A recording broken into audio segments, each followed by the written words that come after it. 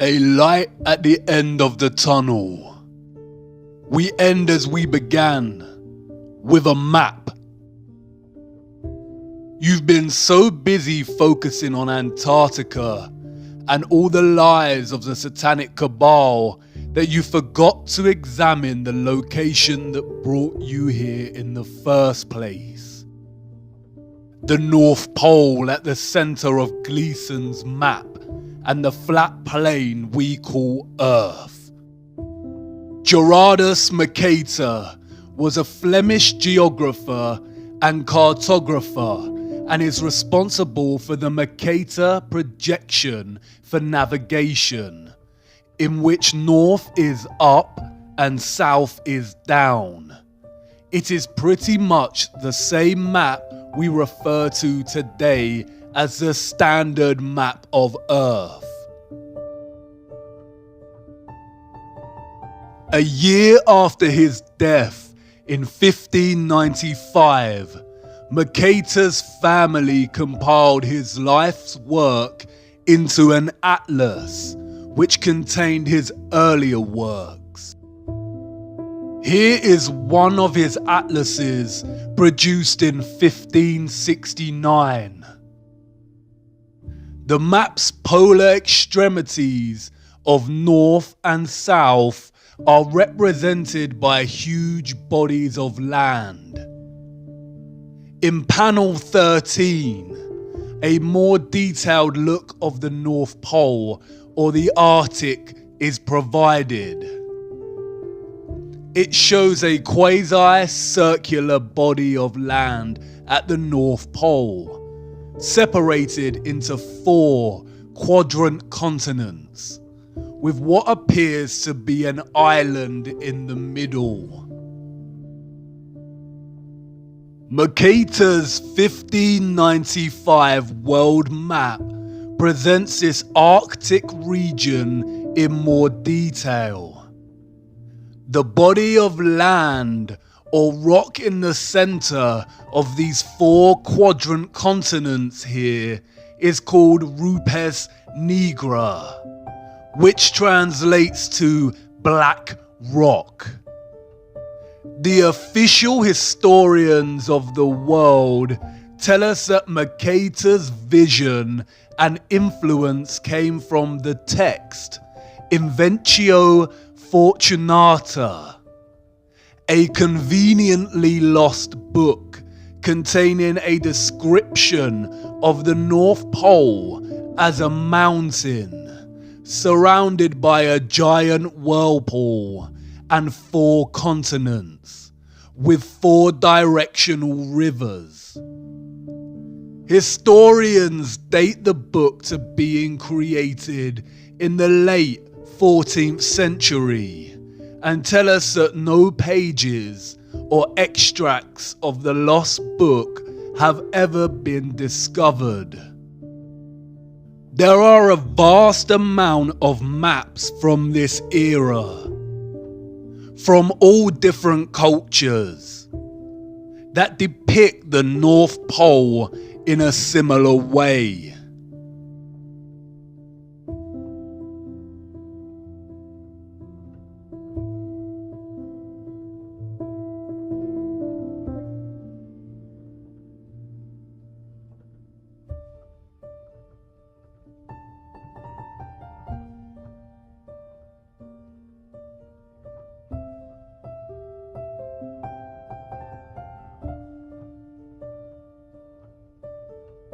It is not until the 17th century that reference to the North Pole's mountain, 4 continents, and 4 directional rivers starts to disappear from cartography, like a Photoshop erasure job.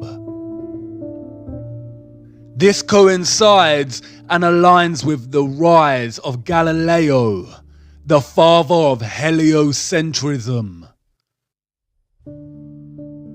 They tell us there is no land at the North Pole, just a large ice sheet, Google Earth, however, refuses to even give us the ice sheets. They love to show us their thwarted version of Antarctica, but when venturing north, all that remains is Greenland. Look at Greenland here. Edges of real land before a huge mass of white engulfs the entire country. This does not look real. They claim that Google Earth works by superimposing satellite images, aerial photography, and GIS data onto a 3D globe. That's great. So where are the perpetual ice sheets at the Arctic Sea? A closer look at the North Pole here is very telling. Zooming into this little island, something interesting appears. A glitch in the matrix. A line that runs from this island to the center of the Arctic Sea. Deliberate mocking on their part, or just amateur NASA-style Photoshop skills.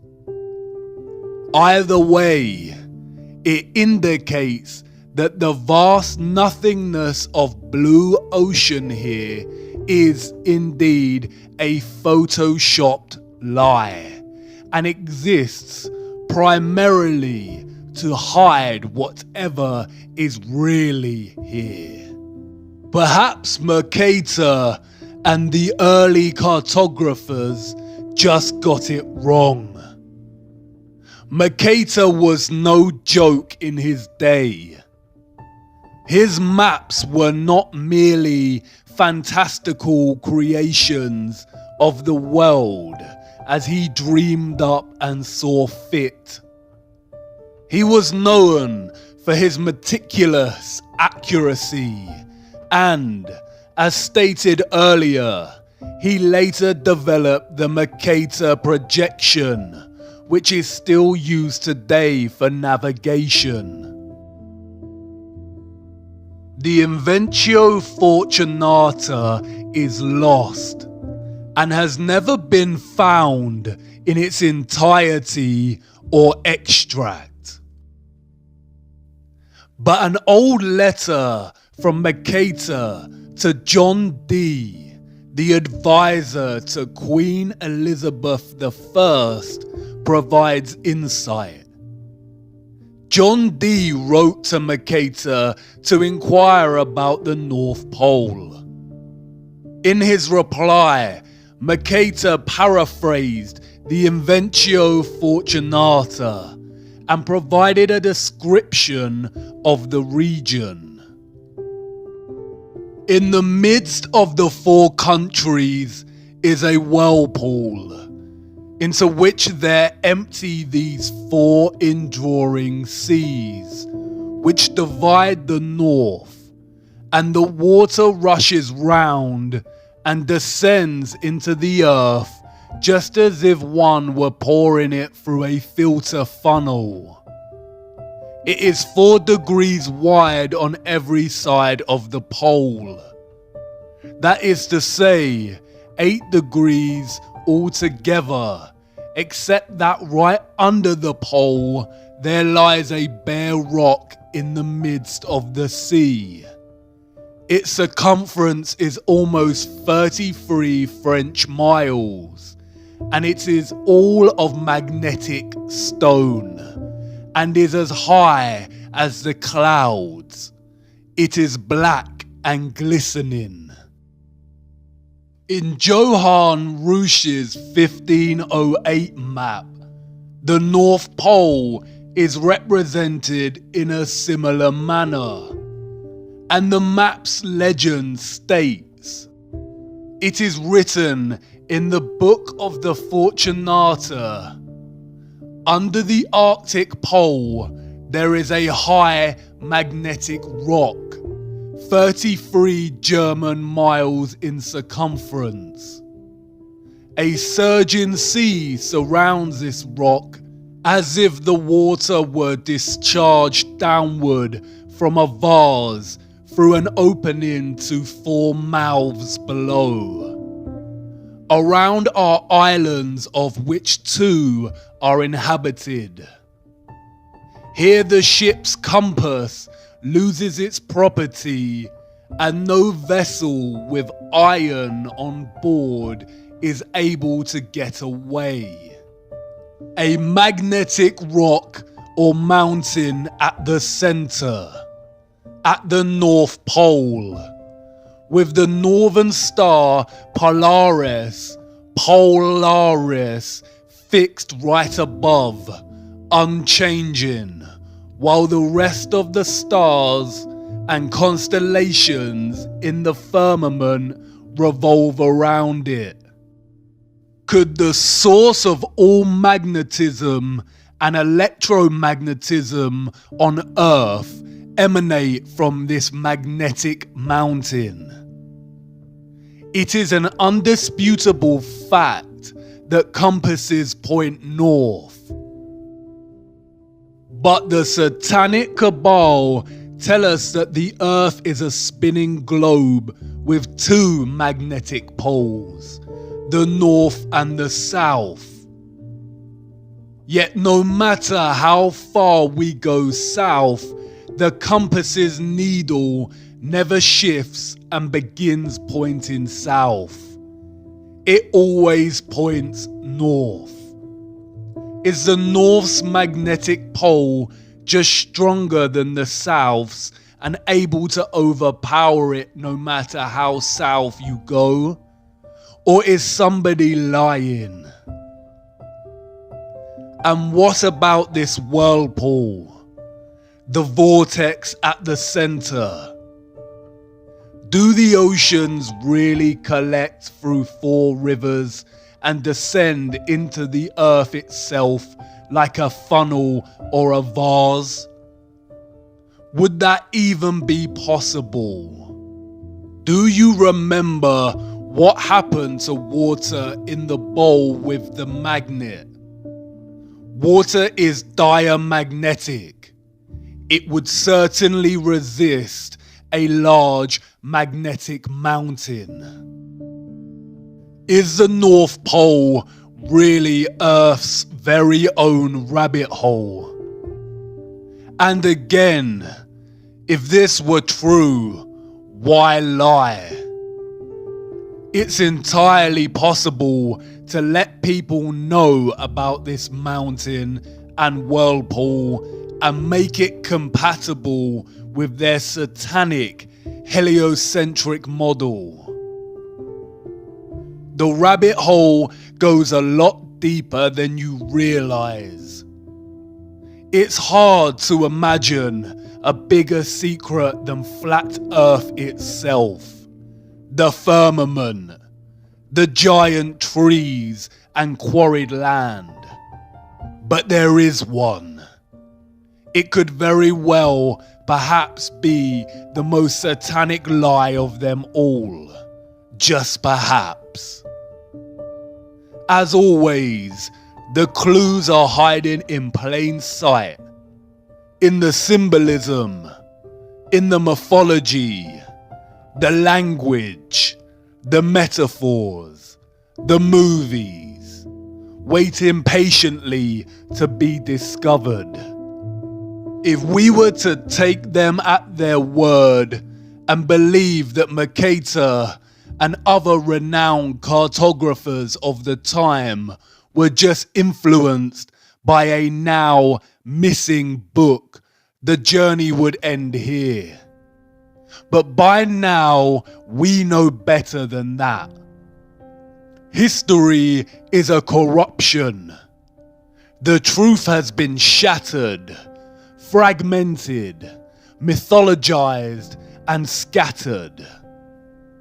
All cultures throughout time have spoken of an ancient and sacred land. The ancient Greeks called this place Hyperborea, a land of perpetual sun. They said the people of Hyperborea were giants that lived for 1,000 years and enjoyed a life of happiness. Look at that word. Hyper is a prefix meaning beyond, and Boreas was the god of the north wind. Hyperborea, beyond the north wind. It is reminiscent of another word, the Aurora Borealis, the Northern Lights. The Hindu and Buddhist traditions speak of this legendary land as Shambhala. In Buddhist mythology, Mount Meru has its roots in hell and its summit in heaven, and is the bridge between Earth's realms. Scholars have pondered the location of Shambhala, writing that the literature frequently asserts that the world axis is associated with the center of Shambhala, and therefore it cannot possibly coincide with the Earth's spin axis unless Shambhala lies at the North Pole. Numerous sources support the tradition that Shambhala once lay near the North Pole. The Scythians, a branch of the Vedic peoples who roamed the Central Asian steppe, told of a wonderful place, similar to Shambhala, that lay far to the north. In most Asian cosmology, Mount Meru stands at the center. Look at the cosmological geometry here. Mount Meru at the center with 4 surrounding continent lands.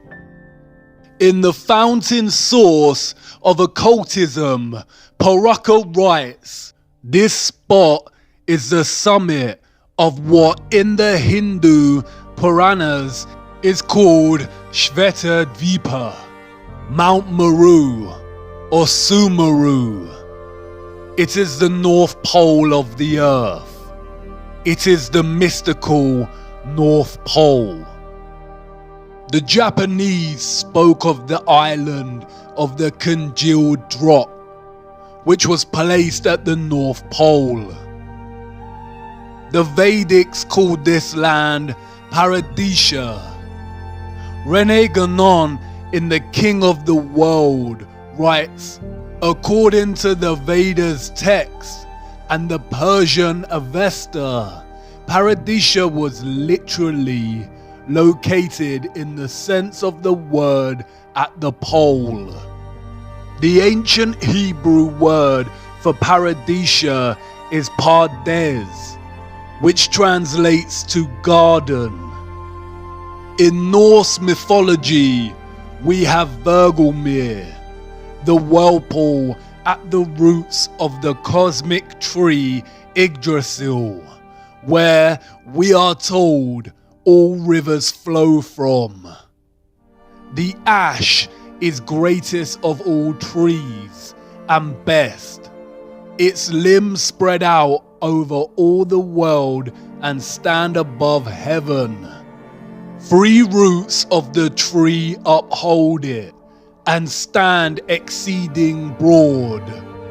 One is among the Aesir, another among the Rime giants, in that place where aforetime was the yawning void. The third stands over Niflheim, and under that root is Vergelmir. You've seen this before. Look closer. A circular rim of mountains. Perhaps at first mistaken for the Antarctic ice ring. But compared to Mercator's 4 continents, surrounding RUPES Nigra, a circular rim of mountains. In the Bible, this land is called the Garden of Eden. In the middle of the garden were the tree of life and the tree of knowledge of good and evil. A river watering the garden flowed from Eden. From there it was separated into 4 headwaters. The same 4 headwaters that Mercator depicts in his map. Beautiful for situation, the joy of the whole earth, is Mount Zion, on the sides of the north, the city of the great king. It has many names: Mount Zion, Mount Meru, Sumeru, RUPES Nigra, the Axis Mundi, the cosmic axis, the world pillar, the world tree, the tree of life. The connection at the center of this plane, connecting the above and the below, the source of God, the source of magnetism. The Book of Enoch is also consistent. And from there, I went to the middle of the earth and saw a blessed, well-watered place, which had branches which remained alive and sprouted from a tree which had been cut down. And there I saw a holy mountain, and under the mountain, to the east of it, there was water, and it flowed towards the south. All cultures have their own versions of this central axis, Mount Meru, or what the Bible refers to as the tree of life. Heaven's altar right here on earth.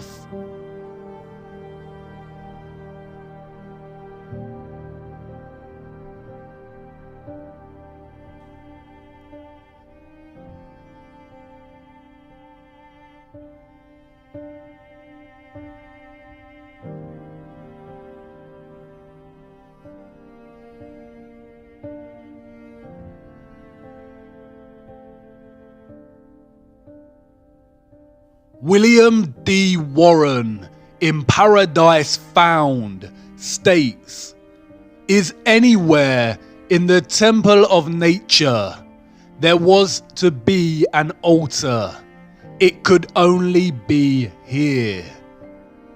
That it was here finds a fresh and unexpected confirmation in the singular agreement of many ancient religions and mythologies in associating their paradise tree with the axis of the world, or otherwise with equal unmistakableness, locating it at the Arctic pole of the earth. The North Pole is truly the land of 1,000 names. In accounts of his voyage in search of the Garden of Eden, Irish Saint Brendan, also known as the Navigator, journeyed to the north past Iceland and Greenland and recounts seeing great crystal pillars. A lot of Celtic mythology centers around the northern regions, with many believing that the real location of the Arthurian Avalon is actually at the center, the North Pole. Interestingly, the same John Dee that wrote to Mercator claimed that King Arthur conquered the far northern region. According to John Dee, another missing text, the Gestae Arthuri apparently contained an account of Arthur's expedition to the North Pole. Another text, the Legis Anglorum Londonis Collectae, testifies to this same expedition.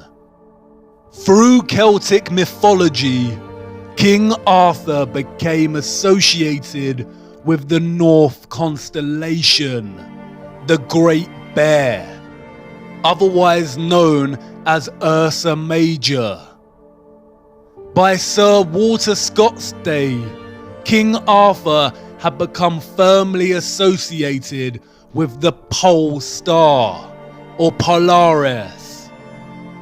In his 1805 work, Lay of the Last Minstrel, he states, Arthur's slow wane his course doth roll, in utter darkness round the pole.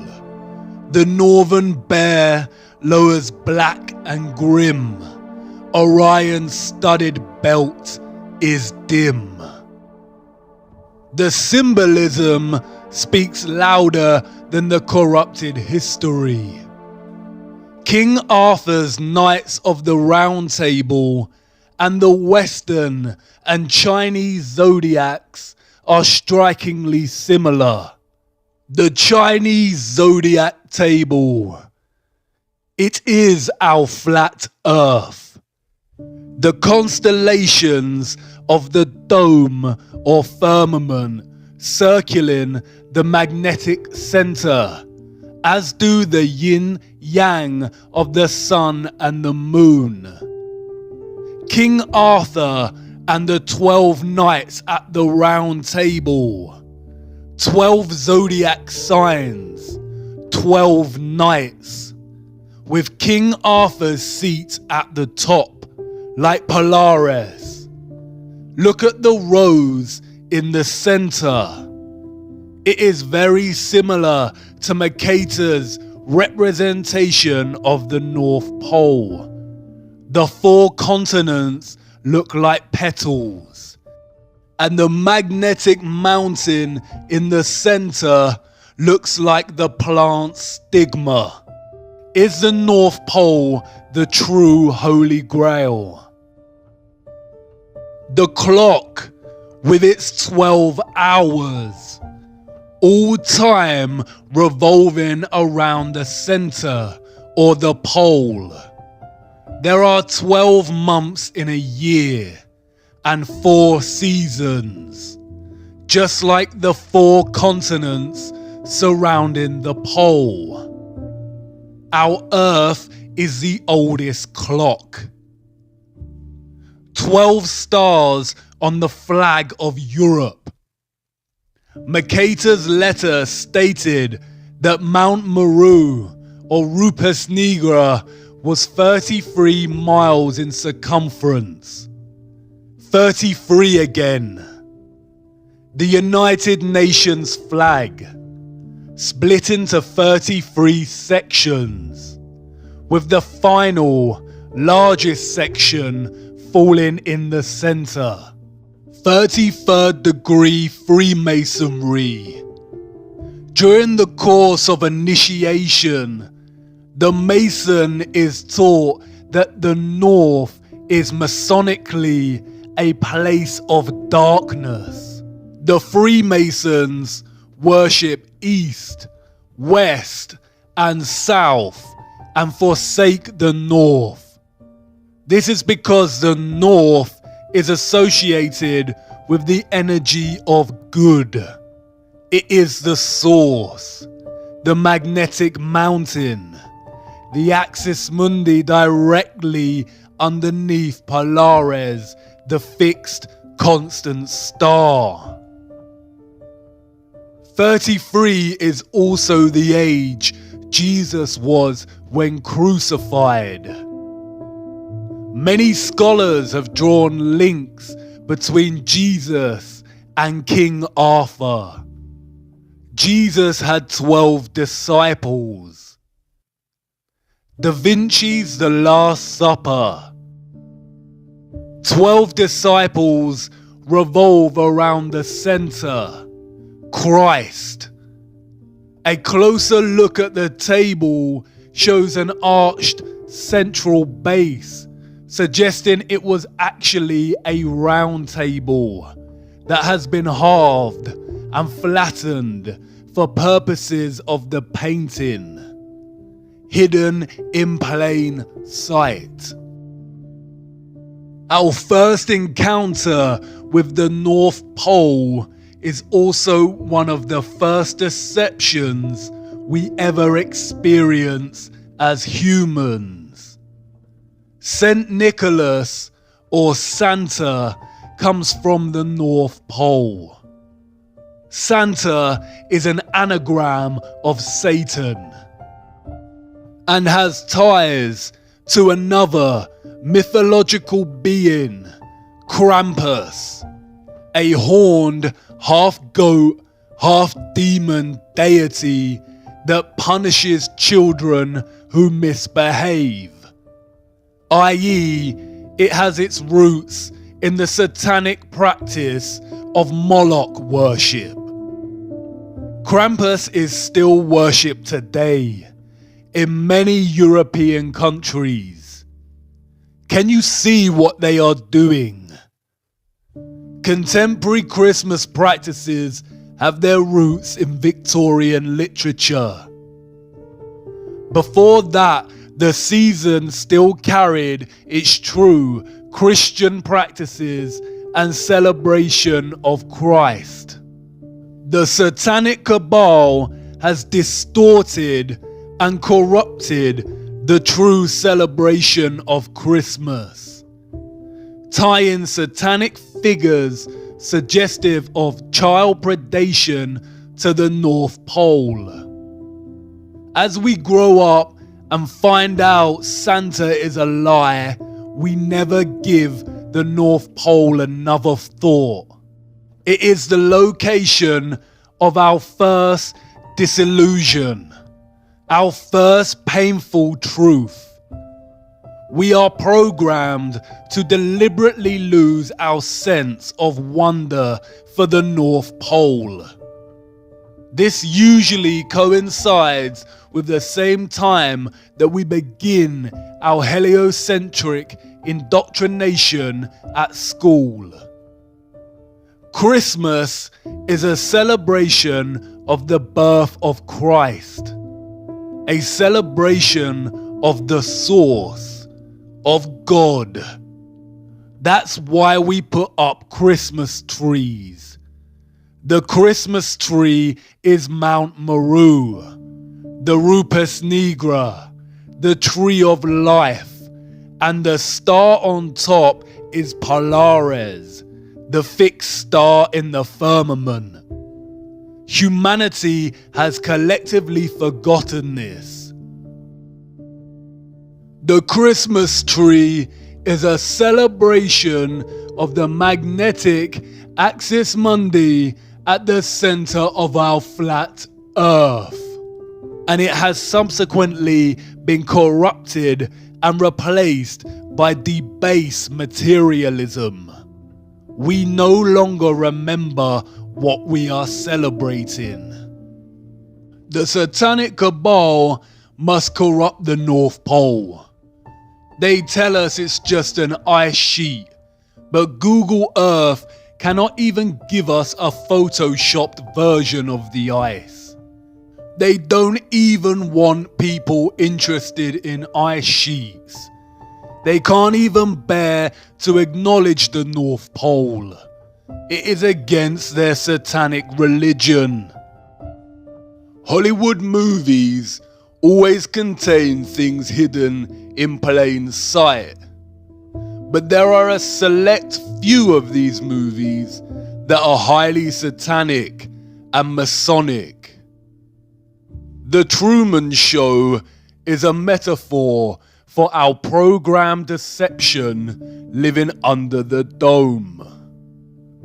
Rosemary's Baby, Monsters Inc., and Eyes Wide Shut all depict the elite cult of Satanism and the practices of Moloch, child sacrifice, and adrenochrome harvesting. The Matrix is an obvious metaphor of humanity's slave status. The Matrix itself being the programmed deception cast upon humanity, who have no clue to the true nature of their reality. But there is another film, probably the most Masonic of them all, The Wizard of Oz, Dorothy's journey through the land of Oz. Notice the red shoes. Do you remember what Macaulay Culkin said about the red shoes?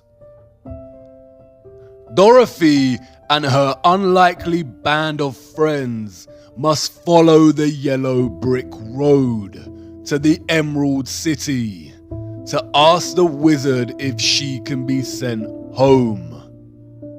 The author, Lyman Frank Baum, developed maps for his land of Oz. Does this remind you of something? 4 lands or continents surrounding the central Emerald City, just like the North Pole in Mercator's map. Look at the representation of the Emerald City in the film. Look at the domed halo surrounding the city.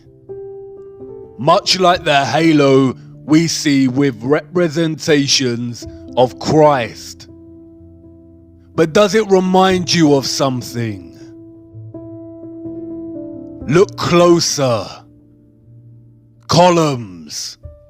Basalt columns. The magnetic tree of life at the center, also cut down in our history. The Emerald City. What else emits an emerald green glow? The Aurora Borealis. The Northern Lights. Look at the yellow brick road in the film. A swirl to the center. A whirlpool of sorts. Somewhere over the rainbow. The rainbow again. The Bifrost Bridge from Norse mythology. A path between heaven and earth. Between Midgard and Asgard. Bifrost means the swaying road to heaven. In Islam, it is called Al-Sirah, the narrow bridge people must pass in order to enter paradise. Look at the ancient Siam city in Thailand. This is supposed to be a recreation of Sumeru Mountain. Look at the bridge you have to cross on your journey. And what about the whirlpool at the center? Mercator described it as a filter funnel. Norse mythology labels it as Vergelmir, or the world's well. Could there really be a whirlpool opening in the center of Earth, caused by the magnetic tree of life, in which the oceans flow down into?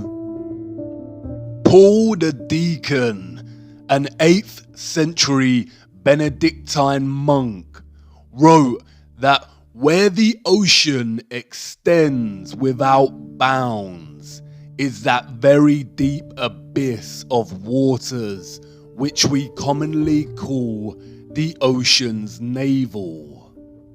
It is said twice a day to suck the waves into itself and to spew them out again. By the whirlpool of which we have spoken, it is asserted that ships are often drawn in with such rapidity. Gerald of Wales, royal clerk to King Henry II, wrote, "Not far from the islands towards the north, there is an astonishing whirlpool in the sea, towards which there is a set current of the waves from all quarters, until, pouring themselves into nature's secret recesses, they are swallowed up as if it were in the abyss." In the Historia Norwegiae, an anonymous 12th century Norwegian monk describes the exact same phenomenon. The greatest of all whirlpools is to be found there, which engulfs the strongest ships. There is a very deep abyss in the earth itself, and alongside it are open-mouthed caverns containing winds.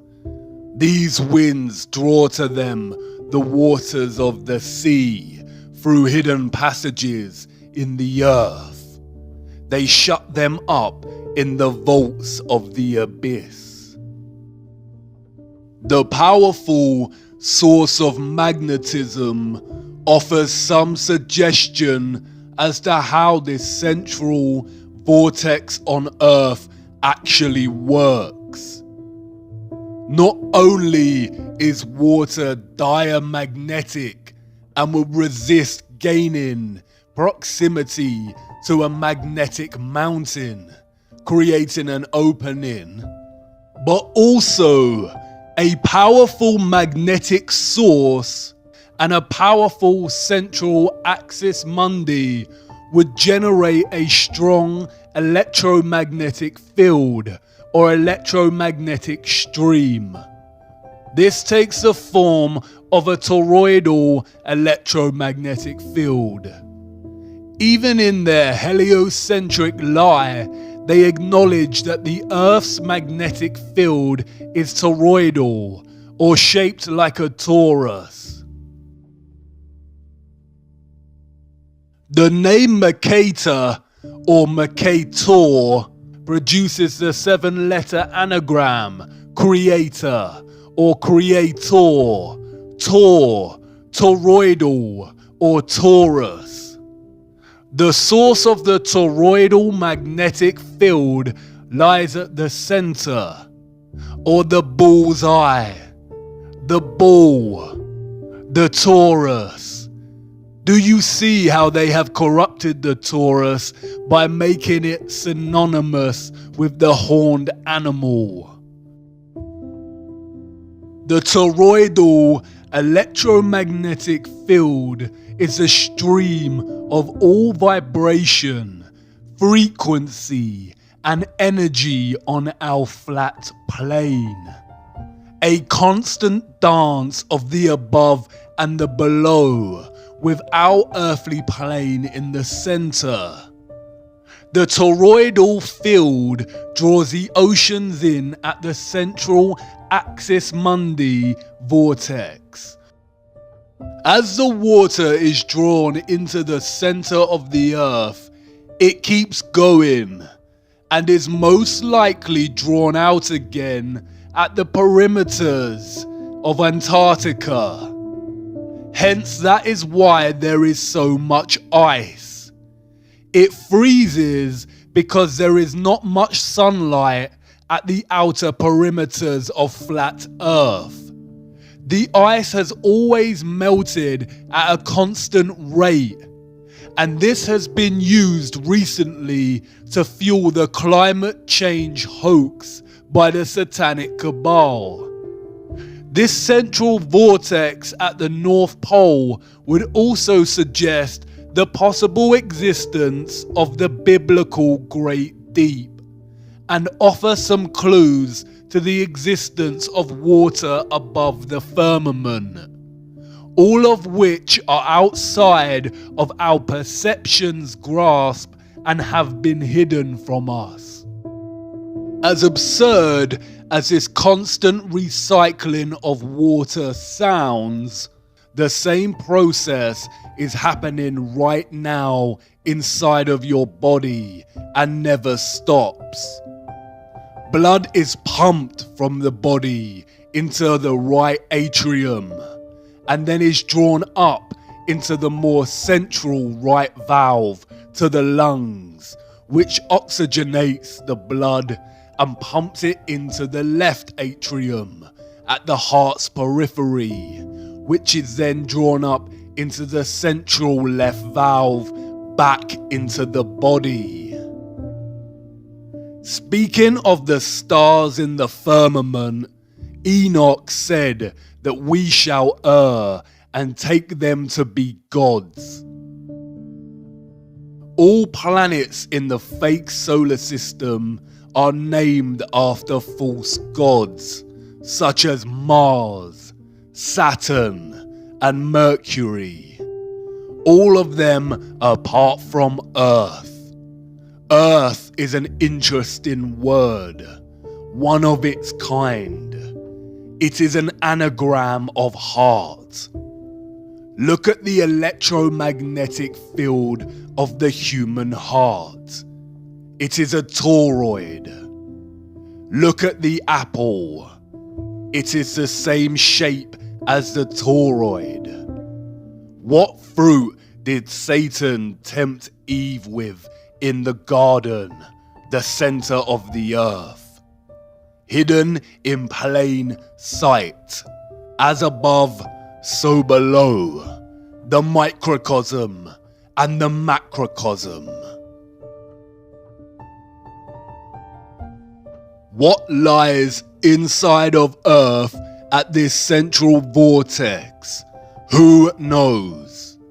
But it could explain the phenomena of the auroras at the poles. Perhaps the mysterious green light is atmospheric light coming from inner Earth, or the light emitted at the junction between realms. The word aurora borealis is very similar to the word Ouroboros, the serpent eating its own tail. A satanic symbol we see used over and over again. Many have speculated that the Ouroboros symbolizes the ice ring at Antarctica. Oro comes from the ancient Greek meaning for tail, and Boros comes from the ancient Greek meaning for swallow. Boros is also very similar linguistically to Boreas, god of the north wind. The Ouroboros is also present in the Norse cosmology, circling the center. The Bible referred to it as Leviathan, a creature with no mate, its tail placed inside of its mouth. It signifies how the North Pole and the Antarctic ice ring meet in the continual, infinite recycling of the oceans caused by the flow of energy from a toroidal electromagnetic field. It also symbolizes the continual dance between good and evil. The good being the Arctic North Pole and the evil being Antarctica. The ant prefix of Antarctica is precisely the same prefix used to signify opposition and being against. The Arctic is Christ, and Antarctica is the Antichrist. So many of the satanic elite are obsessed with Antarctica. In the mythologies, It is only the pure of heart that can enter the North Pole Center, Hyperborea, the Emerald City, the Garden of Eden. And we see this motif play out over and over again in their satanic mocking of our ignorance, while they continually lead us further and further away from knowing the truth, keeping us rooted to giving our energy to their satanic matrix. The recent BFG movie shows the characters jumping into another realm at a center with a giant tree.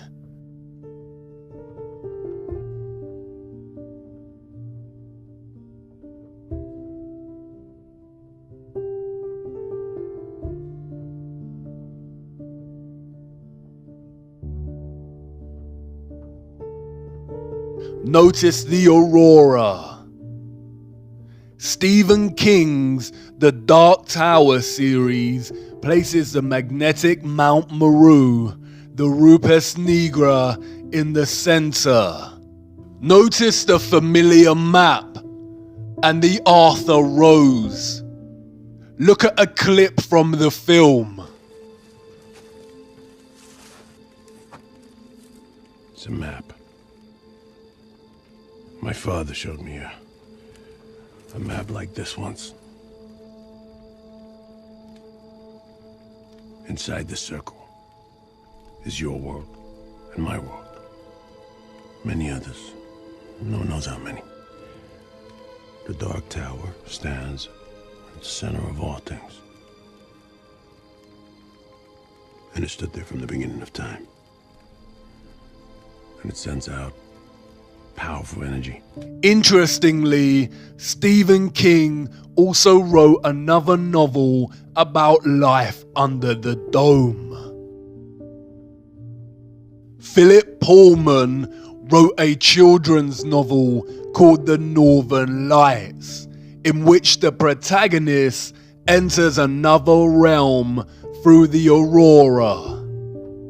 Jules Verne's Journey to the Center of the Earth sees its protagonists enter inner Earth in the north, just beyond Iceland.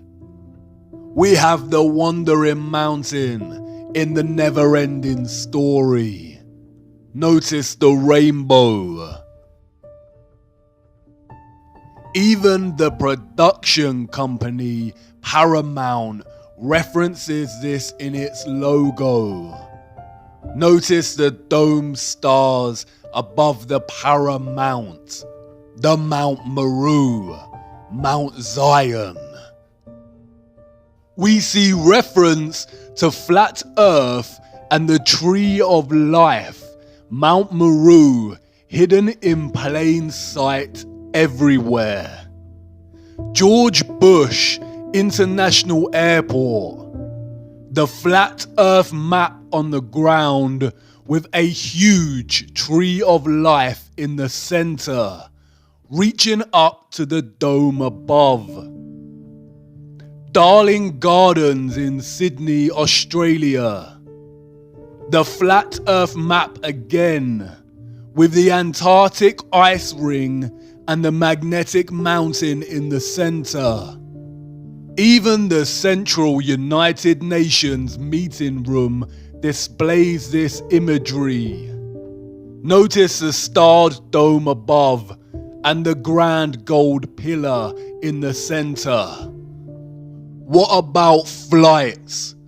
Wouldn't pilots have noticed if there were a huge vortex at the center of the Earth? Well, perhaps, if they actually flew over the region.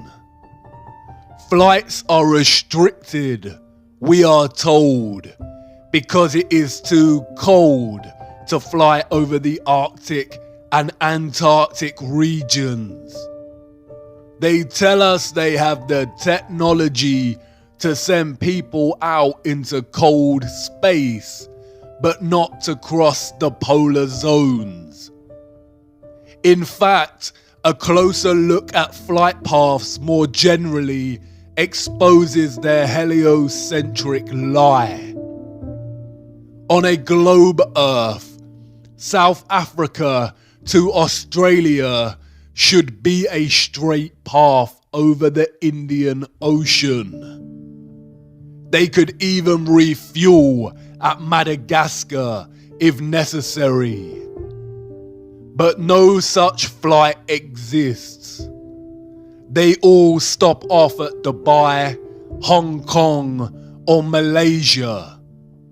A huge detour that makes no sense on a globe, but makes complete sense when looking at a flat Earth map.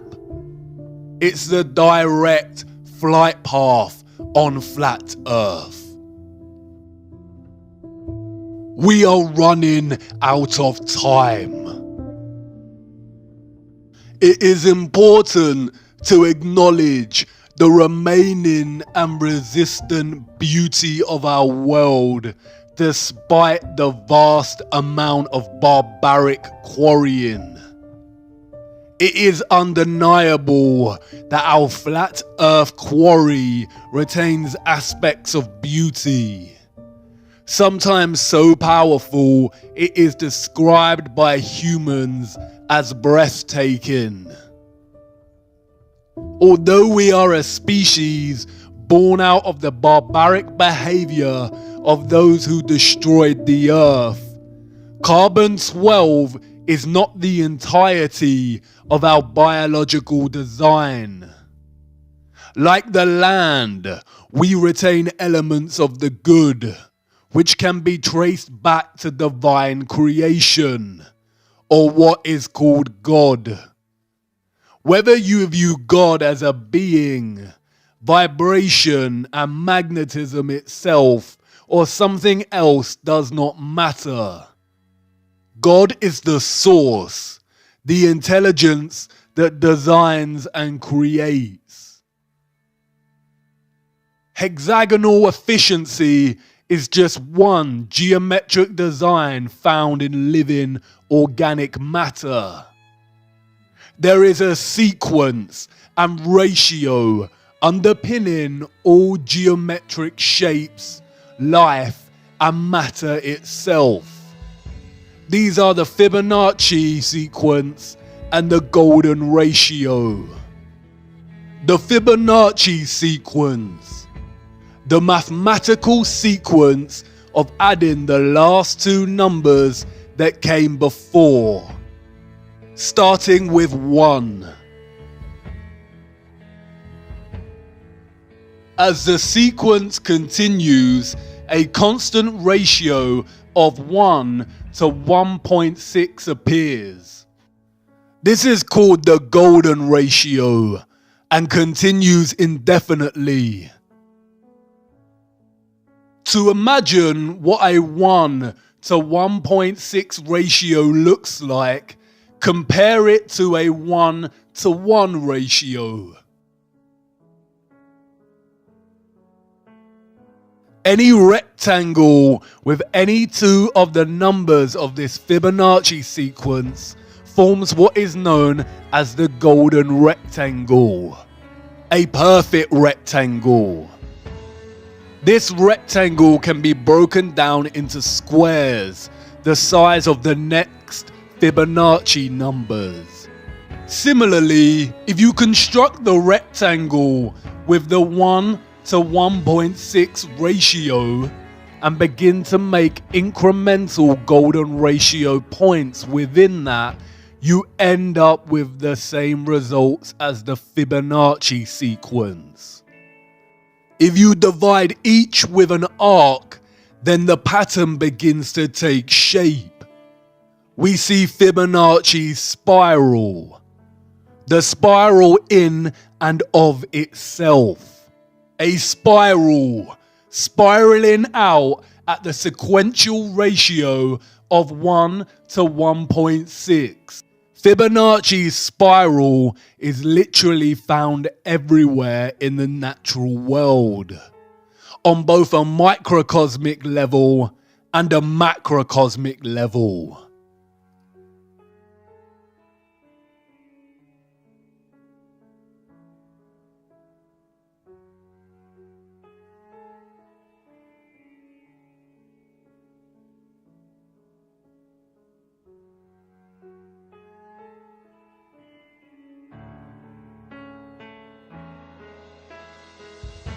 It is the blueprint of all creation. It is not a coincidence that the entire education system pretty much ignores the golden ratio and golden spiral. We are not taught about this because the inevitable conclusion of understanding the omnipresence of this ratio is to acknowledge intelligent design and creation. It is the fingerprint of God. When viewed from above, the toroid takes on the shape of a spiral. Your brainwashing and programming has to have such a powerful grip over you if you think for 1 second our flat earth itself would not take on the same ratio and patterning. A golden spiral concentrating into a central vortex at the North Pole. Do you see how they have taken the fingerprint of God, the spiral, and corrupted it through the most evil act that can be committed? The rape, torture, and murder of a child and drinking its blood. How to continue after discovering such evil exists and the deceptions cast upon humanity. What to do when things fall apart, when down becomes up and up is now down, when those you trusted the most deceived you and let you down, when the storm comes. Center yourself. Return to the center, and not in the way they tell you. There is a reason the satanic cabal pushes things like meditation and want you to participate in blind positivity. There is a reason that most organizations now subscribe to this narrative and ask you to attend to your well-being.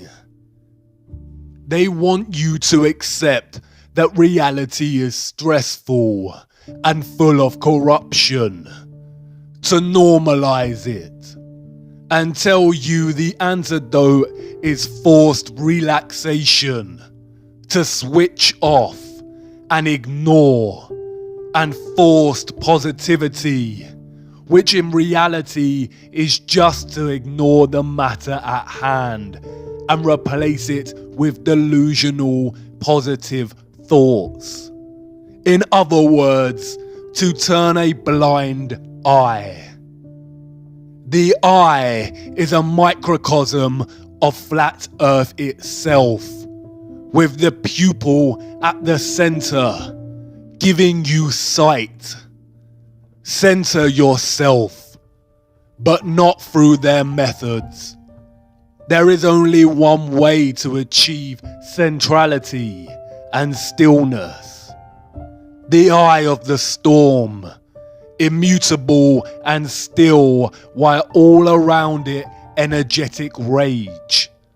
The tree trunk, steadfast as the wind rattles its branches.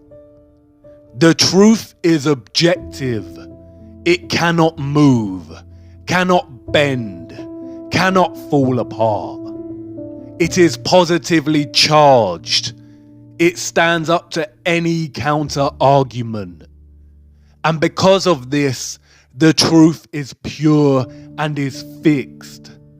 The fixed center of being.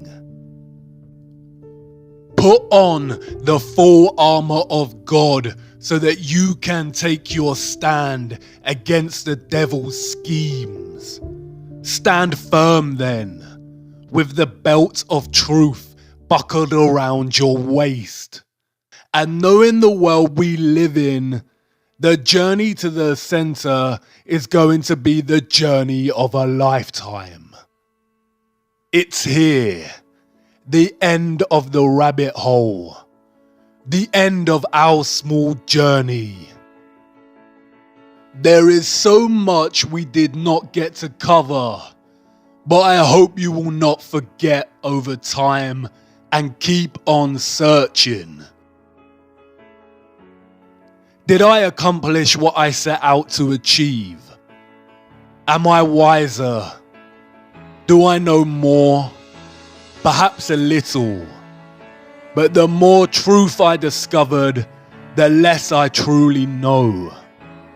The truth humbles and puts me in my place, but it is not a place of dislocation that believing in the Einsoft heliocentric model of nothingness produces in an individual.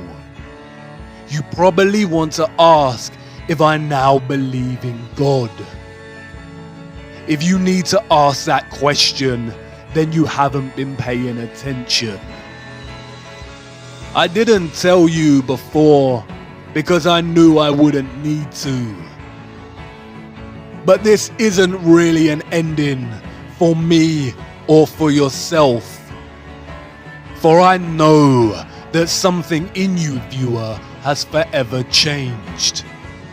Whether it's your entire perspective of the earth, or just a small fraction of something that may nag at you during the late nights when sleep doesn't come. This isn't goodbye, and this is not an exit. It's actually the beginning. You're not really leaving the rabbit hole. You cannot leave the rabbit hole now. You've seen too much. The road doesn't end here. It's just a brief pause at the crossroads of another entrance to another rabbit hole. The journey of a lifetime. And who knows where it will lead you, viewer. But let's hope it's closer to the center.